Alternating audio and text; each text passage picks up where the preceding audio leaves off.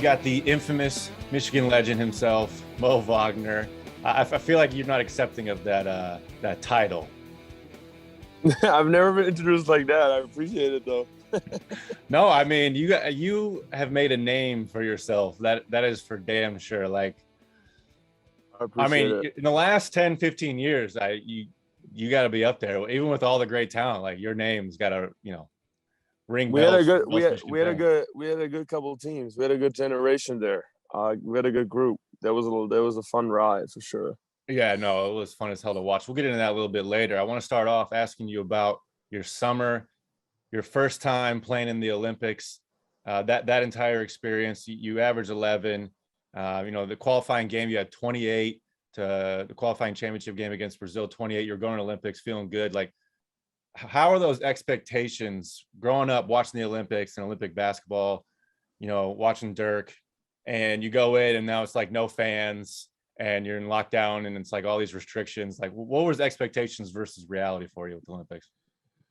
That's a good question. So for me, the thing with the Olympics is like that there's so much luck involved, or so many pieces have to fall apart for you to in place for you to like actually participate. And I don't even mean like you have to be good. I mean that's a given, but it's all for every 4 years. So the fact that you don't, I don't know, that you have time that summer and that you're healthy and that the team is qualified, like everything has to fall apart and place for you kind of to join. So it's like a dream that's so far away. And for us, it wasn't really like, it was kind of a long shot. We went there with the expectation just to have fun because it was a good group to qualify. And then we actually qualified, and none of us really expected that or never really thought about it, to be honest with you. So um, it was really cool. Like I didn't even let the Corona thing get to me, just because it was such a unique experience in general that it didn't really bother me as much. I don't even want to think about how it would be with all the people there, but Yeah. it was so much fun that I really enjoyed my time there. Yeah, no, I mean, I played in some games, with no fans. Sometimes it can be even more fun and like intense. Like you really like Yeah. hone in on the other team. And I don't know how your Well, experience was with all of that, but it can be, I mean, you've had it with the bubble and with the Olympics now. Like, are you looking forward to having fans back in the stands, or did you enjoy, playing in sort of empty gym and just having everything about basketball? well, that's okay, regardless of the fans or not, but like that's the most beautiful thing about the Olympics to me was that everybody was kind of the same. Like what happens in America often is that the intention kind of shifts from the sport to the accolades and what comes with it. Like, for example, sleeping in a nice hotel, driving a nice car, having nice watches, all that stuff kind of shifts in the front sometimes. Whereas at the Olympics, everybody slept on paper beds, in small ass dorm rooms, and it was just about being together and competing on a very high level. And it was something very beautiful to be part of, honestly, because it kind of negates um everything like where people are from. It just brings everybody together and we just compete. And I really enjoyed that about the Olympics. And then obviously, yeah, there is something to say about, I mean, we stayed at a couple games afterwards. The one thing that really hurt because of Corona was we couldn't go to any other competition. Hmm. So I couldn't like watch the swimming team or other sports. But we were watching like teams, basketball teams, like the USA, for example, play against Czech Republic, or we went to watch a couple games of them, and it's just so cool to be there, like first rows, seeing them compete, and you hear everybody scream, hear the coaches yell. Like it's just such a pure experience that Yeah. there's a lot of fun with that. Yeah, for sure. Yeah, no, I can imagine. Now were drafted in 18, 25th pick to Yeah. the Lakers. I don't want to use the term bouncing around, but you've been moved around a little bit, waived by the Celtics, Pretty accurate. Pretty accurate. picked up now by the Magic, and you're there. And you talked about this a little bit on the long shot with Duncan, and how you've sort of matured in your mindset and your journey to like find peace almost. And that was interesting to me, like some of the words you use. Like, have you looked into, have you read like Buddhist books, like psychology books? Have you seen a therapist? Like the verbiage the words you use made me feel like it's been like a real active journey for you to sort of find peace and make some next For steps sure. in your career. I wouldn't say I definitely am not a big reader. I haven't really I've done that. I've went that route, and what I've experienced with that is, and I do meditate and do that stuff, but what I did experience with that it was another thing that I had to focus on. So so I had to focus. It was another thing that I had to do that it took freedom away again. So for me, it was more like okay, now I see it as an opportunity. If I want to meditate or if I want to do these things, I can, but I don't have to do them every day in order to feel better. Right. So I don't know. It's just going through all this stuff. Like I did have some help too, or it helps talking to people about it. I wouldn't necessarily call it therapy, but like sports performance training that I do, that does help me a lot. But I think the most just comes out of like conversation, experience, and really like also actively trying to work on your mental somehow, or like trying to, yeah, it's hard to explain. Like you can't really put a finger on it, but like to be aware of your mental, I should say. Yeah. That's something that's big for me, to like realize what happens to me when I meditate. Like how can I utilize that during a game? How can I, Mental health, it's something that you learn, is something you have to be very present for, and every day can be a different journey in of itself. Was there a moment for you in your journey, kind of moving from team to team, where you learned that, whether there was a sort of inflection point, like an aha moment, you're like, oh, okay, I got to really work on my mental state. This isn't going to become easy. And like when you started really approaching that side of things. I've always been very interested in it. My dad is a psychologist, so I've kind of always been in touch with that type of theme.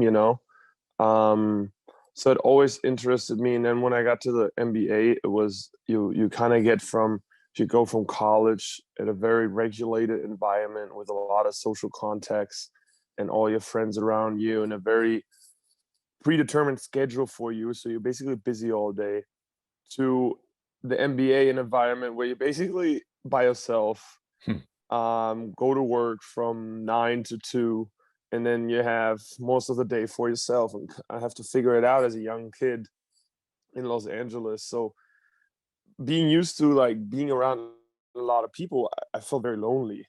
And then I didn't play much, and the professional life didn't work out well, and I had that affect my state of mind and my emotional state. So those are things where I started realizing, okay, that the mental part is very important, especially when the season is that long, with 82 games. And I've kind of always been interested in it, and then it kind of clicked when I got waived last year. I don't know. I just realized, okay, the body will always work. It's the mental part that's important. And the biggest thing for me was like, if I figure out myself, I'm good, because I'm the only guy that I have to take care of. Like that's who I am around all the time. It's myself. So if I figure myself out, I'm Gucci. Like the rest doesn't matter. So that's where I really understood, okay, being at peace with yourself is very, very important regardless of the circumstances. And I actively work on that for sure. You just been getting psychology lessons your whole life, huh? Dude, like it sucks when your dad, like he has this look on your eyes, and like you starting to have your first girl problems and puberty, and this dude like knows it immediately what's going on, and like asks you questions like, what's going on? Do you have a girlfriend? And it's so annoying, dude. Like you just want to leave me alone, man. Does he like keep arm's distance, like because he knows like it's different for his kids, or there's like been some important things that he's bestowed upon you in your No, life? he's been good with it. Obviously, he's a different guy. In order to be a good psychologist, I think you live it. I think you're pretty good at it, like generally. but he also is a very good dad. So I think he knows how to separate the two for sure. Oh, yeah, that's funny. That's got to be an interesting life for sure. But it's nice to, you always got that on the line. Like I can call that whenever. No, 100%. And he's always there if you need some for sure. Yeah. And on that point with you and your journey, like you always seem to be ready, and you maybe not be getting the minutes that you want or the shots or the opportunities that you want, but like you've had some incredible performances coming off the bench in the NBA. We talked about in the Brazil game, in the qualifying tournament championship, that was coming off the bench. Like you're always there and ready to go, and that is something that is so hard to teach. Like you feel like you're on the brink right there, like you're about ready to bust out and show yourself, or how is your mindset right there, like when everything's not going well but you're always ready to perform? Well, it's always like it's the mentality you go into it. Like, I don't know. My thing has always been figuring it out. Like Coach Beilein would always say that actually in college. Like I remember we were talking about redshirting me in the beginning. And I'm like, no, I don't want to redshirt. And it's okay. You're probably not going to play much. And I said, we'll see. Like I'll figure it out. So, and I didn't play much, but I figured it out. It got me better. I grew from that, and it's the same way here. Like with the national team, I came from off the bench, and somehow like it's a different role, and you kind of got to fill that to the best of your. Because guess what? Like I always think this: do I want to be right or do I want to play? That's like the two. You know what I mean? Like at the end of that's what it comes down to. Like, do I want to be right or do I want to play? And I don't really care about being right. I just want to hoop. So if I in Washington D.C., my role was more like screening for Bradley Beal X amount of times. I'll do Yep. that all day if you need me to do that. I don't care. I just want to be on the floor and have fun. So you kind of got to find out ways. Everybody's different, and you got to kind of find ways to make yourself valuable. And I also understand what's important. That's that you're out there and having fun.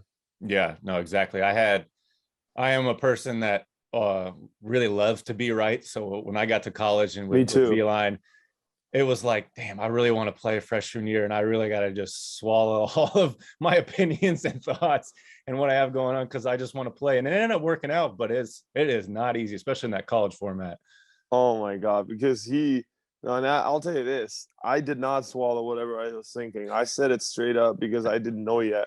So we bumped heads a couple of times, but it's all good, man. We're cool now. Oh yeah, for sure. I mean, if you can see this is one of his quotes, I think, during one of our practice. I can't remember the exact story. Novak knows it, but like there's always some head bumping going on there. I remember one Sure. time I did something stupid in practice, and I'm like a junior and I'm an econ major, and I told him I had this test plan, this calc test, and I couldn't come to some workout or something.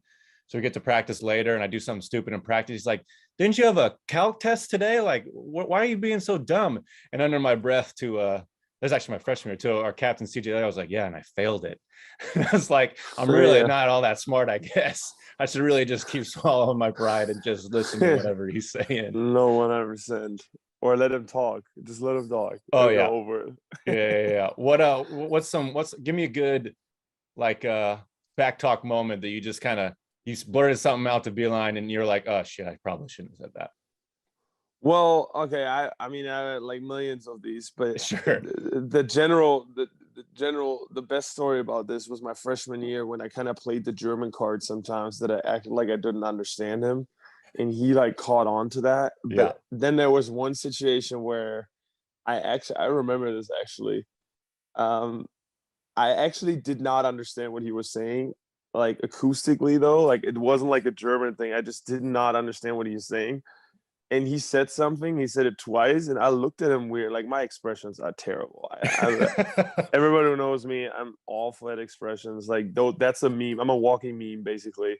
And this dude, must have looked at him weird because I didn't understand it, and he had me run up and down the Chrysler steps twice. So he was Twice. pissed. Yeah, he was pissed at me because he thought I was telling him that he's wrong, basically, with my reaction, which Yeah. wasn't true in that moment. but I guess it's like when you flop a lot and then it's actually an offensive foul, the ref won't believe you. So that's kind of that was that was kind of the deal. And then yeah, I don't know if he used to do this probably with you guys too, but like every time we would drive to the airport, he would take one of the players in his car to kind of have a relationship bonding kind of Oh, that was experience, new. Okay. Yeah, and that was me that day. So I was allowed to sit in his car and drive to the airport with him. And we had a conversation about it and talked about it. It was all good. But it was just so funny because he thought he caught on to the German thing. Yeah. Like at first I struggled a little bit with, with understanding things. So I played that card sometimes. Even I would understand him. I bought myself time by acting like I didn't. So Yeah. Smart. he caught on that. He caught on that. He caught up on that quick, though. I'm not gonna say. Yeah, you got to use it up while you can. Yeah, exactly. It was funny watching him.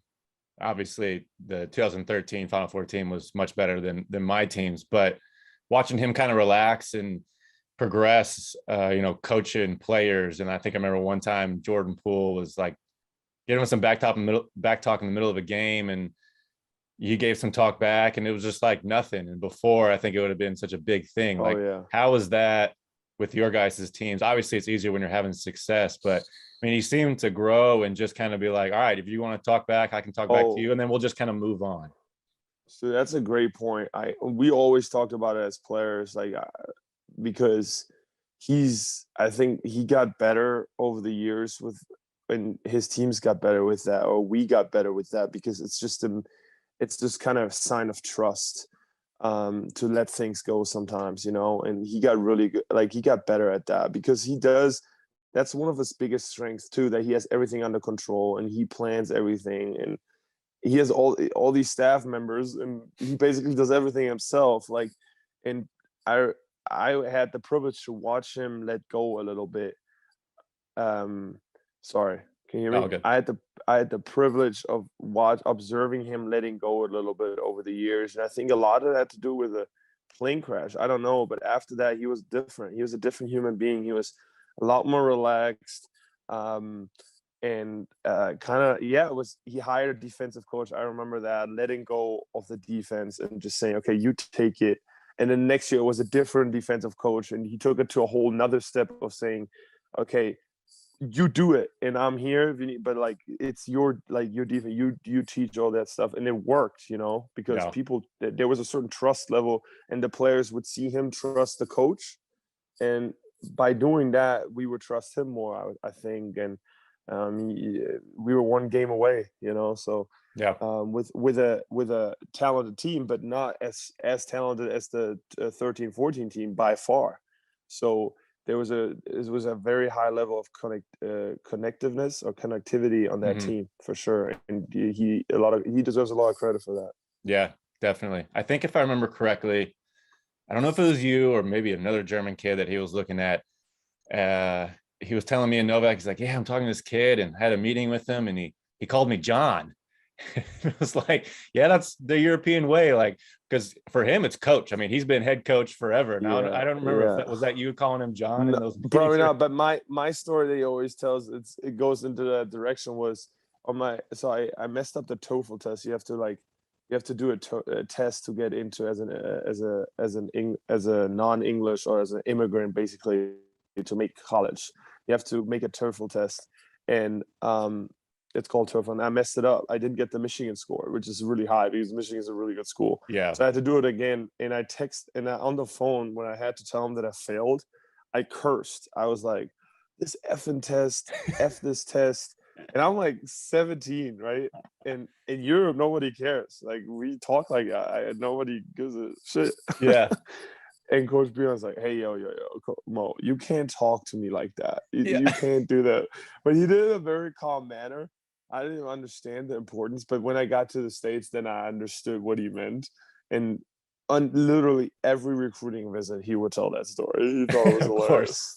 Yeah, I'm sure he'll tell it to the day he dies. Like, exactly. No doubt. But I do remember cursing the test, though, for sure. I was so frustrated.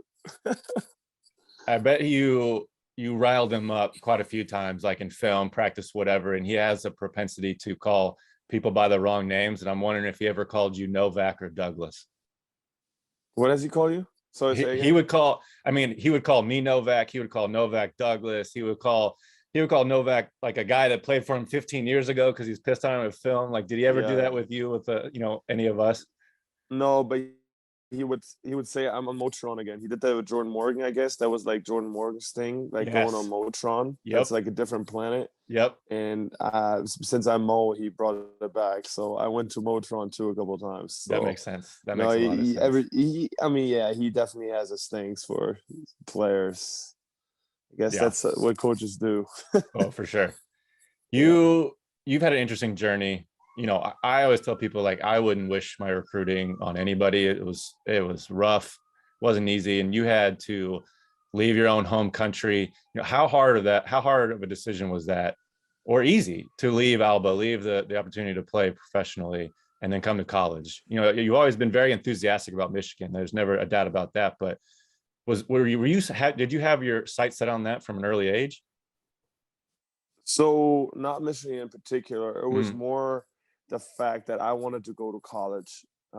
I definitely both my parents were doctors, went to universities. My whole family did. So for me, going to a university was always like a goal of mine. I didn't want to be the first one who didn't. So I always wanted to study, even though I don't really care about school that much right now. But yeah. I'll be honest, I would be a hypocrite if I said I'm like a literate man right now. But um, I yeah, so school was important. I want to go to university, and just knowing like the NCAA tournament, knowing the buzz about it and the vibe. I just always, I don't know, fantasize with that American romantic basketball vibe that you don't Mhm. really have over there, because you can turn into that professional level pretty quick, and you have this dynamic of people making money for a living and living their lives with their families. Like, it's just a quick switch from youth to pro Yeah, basketball. I mean, fulfilled that college dream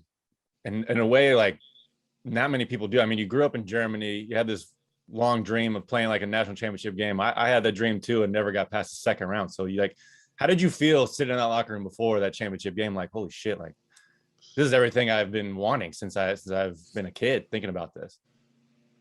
Yeah, unreal. I mean, for like exactly like you, I remember being when we were after the first game in the Final Four. I was in the hotel room with my parents because they got a hotel room, the same hotel, and we couldn't go outside obviously because everybody like would swarm us as a team. So we would just literally hide somehow, in like a good way, right? It was like super exciting, but like I remember like talking to my parents, and we were like, dude, like if I could have written down a story, how it could have gone, my college experience, like it couldn't have been better than this. No. And in my wildest dreams, I couldn't have written that down. So to have that like click and to understand, like we're actually doing this right now together is special, man. It was really cool. And also knowing that it's really hard to get there, like you can take credit for that. You can be very proud as a team to do that, to grow that close, to make it that far. It's really hard. So that was a hell of a ride. But also the 2 years before that, like we were one shot away from making it to the Elite Eight, you know, uh, Yeah. uh, and playing North Carolina in that North Carolina or Kansas, no, North Carolina in the final, Kansas in Kansas City. So like we are close that my sophomore year too. So those are all great runs, and I will always think of that for sure. So I'm interested in what, like Alba or maybe some other team maybe offered you before you decided to go to college that maybe enticed you to stay overseas, stay back in Germany. No, for sure. Like it was a big deal in terms of just because nobody had really done that at that point, to go through the whole program, because most of these players, they start in like other regional clubs and then they join Alba Berlin, which is like the biggest team in Berlin, but they start somewhere else. And I started at Alba just because I lived so close. So I was kind of the first guy to ever go through the whole youth program. Interesting. Um, and it was kind of a big deal, honestly. Like, it was like, okay, this is our guy. It wasn't really about the money. It was more about the opportunity to be that guy that did that. Mm-hmm. So it was a huge deal. They counted a lot on me. They basically, I mean, it sounds corny to say that, but like a face of that youth program. Yeah. I was gonna do it, man. I was all in. I was so excited about it. I was in the pro team as a 16-year-old, like practicing with the pros, and like the coach loved me. I wasn't playing much, but I learned so much, and I just saw myself there. It's at home, so I love that life. Not going to school and just practice twice a day. It was cool. And then, yeah, Coach Beilein kind of effed up my plans or made them happen better. I cut it together a video. I told us already, I think, and then he recruited me. And I was like, okay, college or that, and I had to make a decision. It took me forever, and I think it was like Easter when I like announced it that I'm going to Michigan. So it took me a long ass time to decide. No, I can only imagine leaving home like that, and being a part of a big club like that. That'd be the worst decision time of my life. But I mean, it's amazing that you picked Michigan, honestly. And Franz did the same thing. And you've talked before about how you've helped your brother through that whole process. But I'm interested now with you both going through the whole draft process, and not many brothers go through that. What was something that you picked up from the draft process that you could bestow upon him, that you could, you were excited to help him learn that nobody else really taught you about? Well, I mean, I think it's such an advantage for him to have somebody in his team, basically, that in his camp that went through it himself. Because Asians, obviously, they go through it every year, but they don't live it. Like, as a player, you just live through it.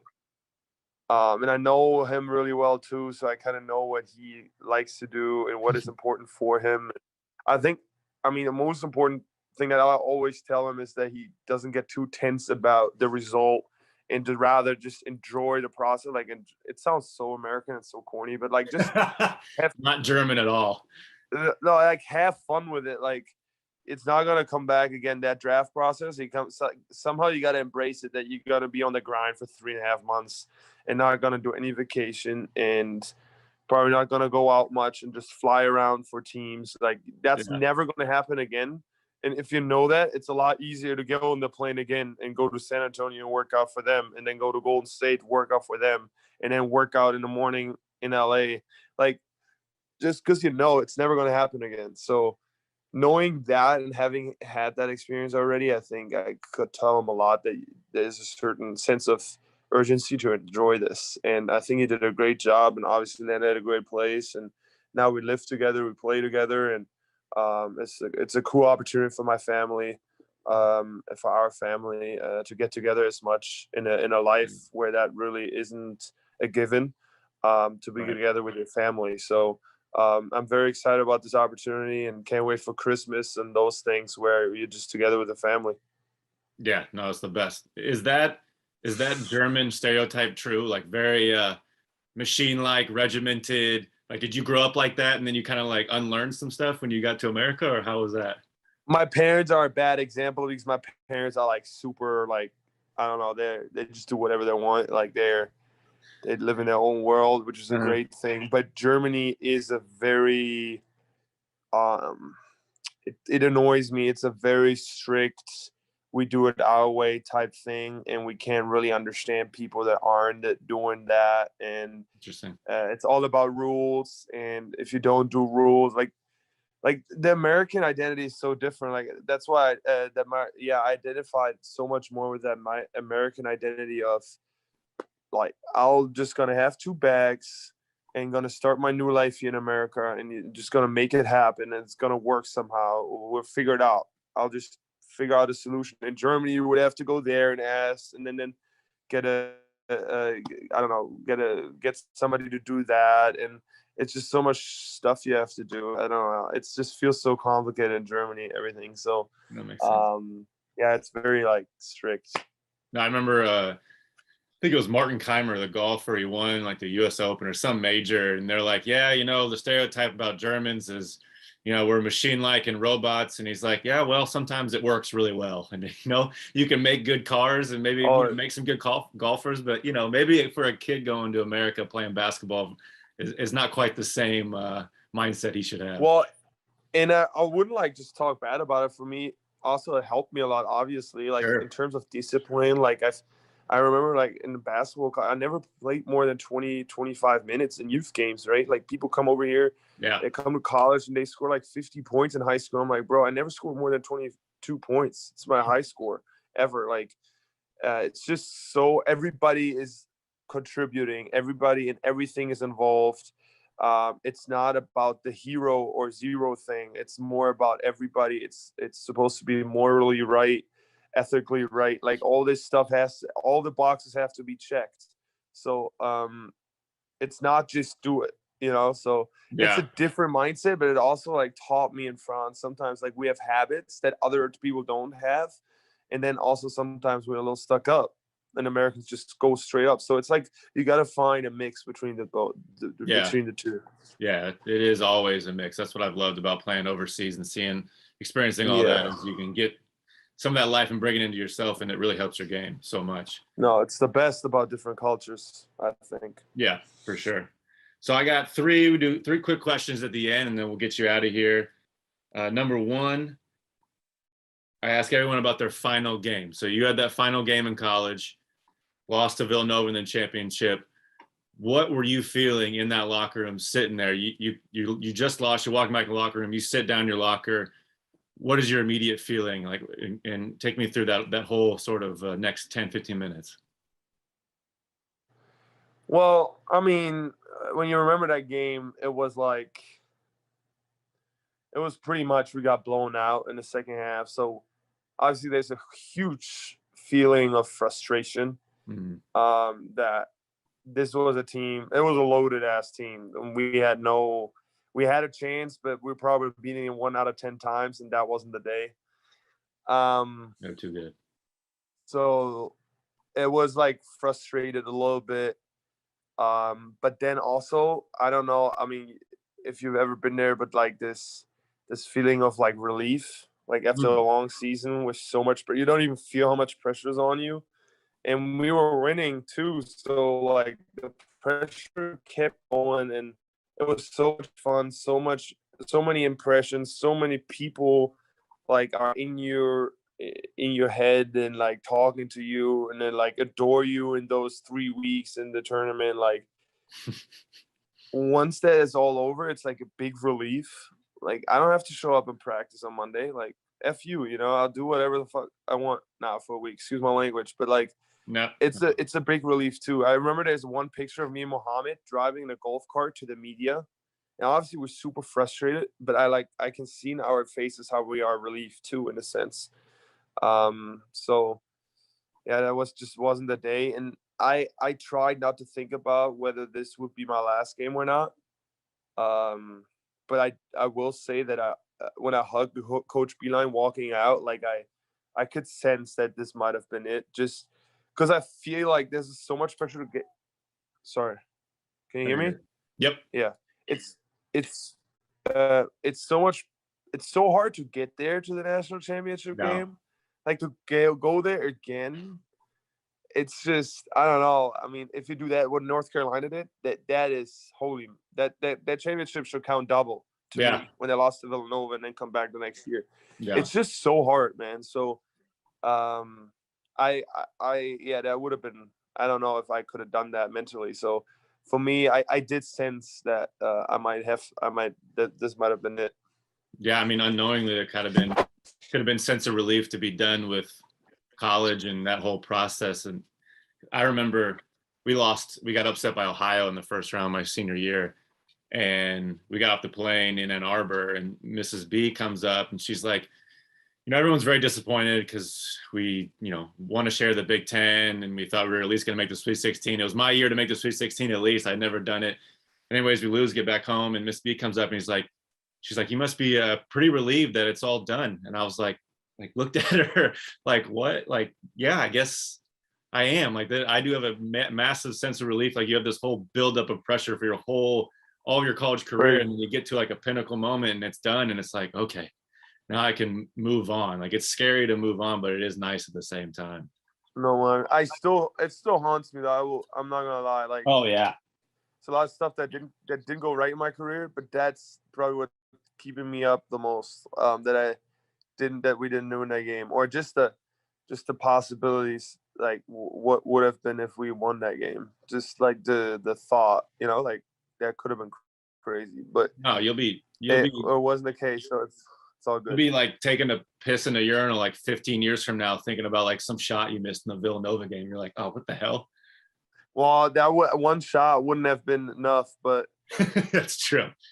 Dante DiVincenzo came out and had like 40 on us, so we don't. This guy averaged like 12 points, haunting. And he had 40 against us. It's haunting. It's like, we should have started blitzing him coming out of first time out probably. Yeah. I don't know. Like, that's probably the game plan that we should have done. I don't know, but you don't blitz. You came off the bench. No, hell no. It was different. It's just different. It wasn't the day, it wasn't supposed to be. No, that's true. That's true. All right, 2 more questions. One quick hitter: Skeeps or Ricks? Skeeps, easy. Yep. I asked your brother, and I let him. I let him get off the hook a little bit. I said, you're underage, you don't have to answer it. And he's like, no, Skeeps. Definitely Skeeps. I was like, yeah. He'll be fine. I do have good relations. I like both places though, but I will say that we had practices Saturdays most of the time, so we didn't really go, we didn't really go out Fridays. I'm not gonna lie, it was just not the older crowd too. So, oh, this is what I wanted to ask you. I was listening to you and Duncan on the pod, and you said something about eating food at Skeeps, and I had never eaten food in my entire life at Skeeps. I was being sarcastic. Okay. All right. I was like, what the hell is going on here?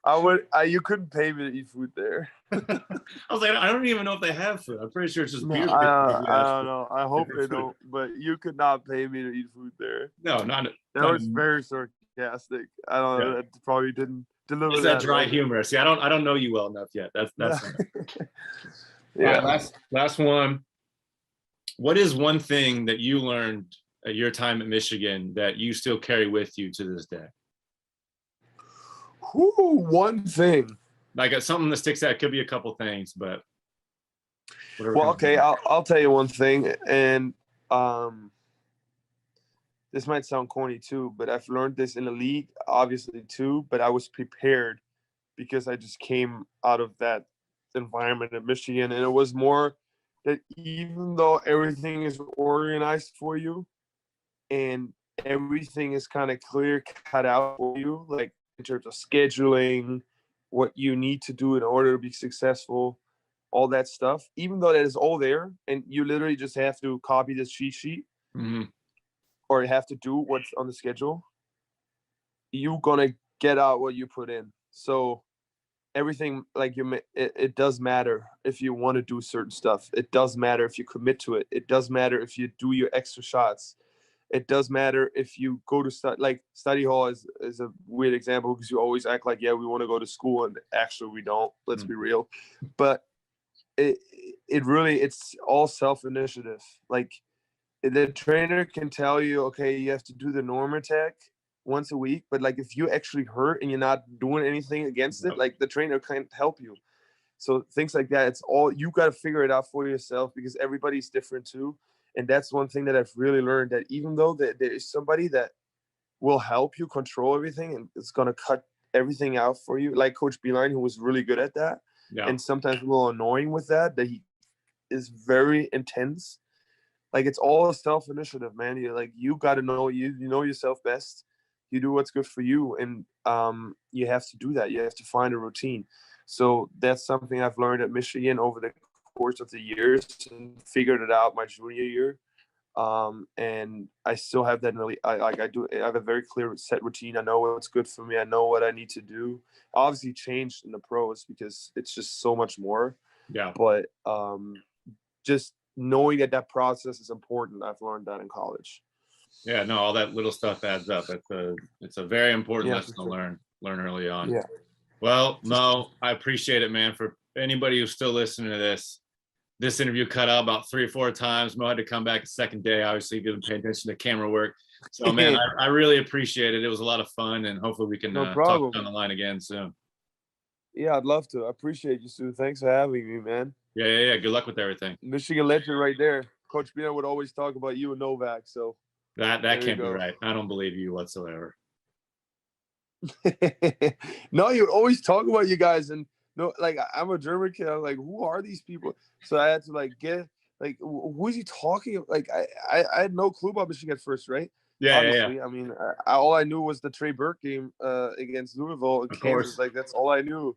Yeah. So I did my due diligence, my homework, and ever since then, you guys are legends to me. You're making an old guy feel very proud. Thank you. I appreciate that, Mo. No, thanks for having me, man. Yeah, man. Anytime. We'll talk later. I appreciate you.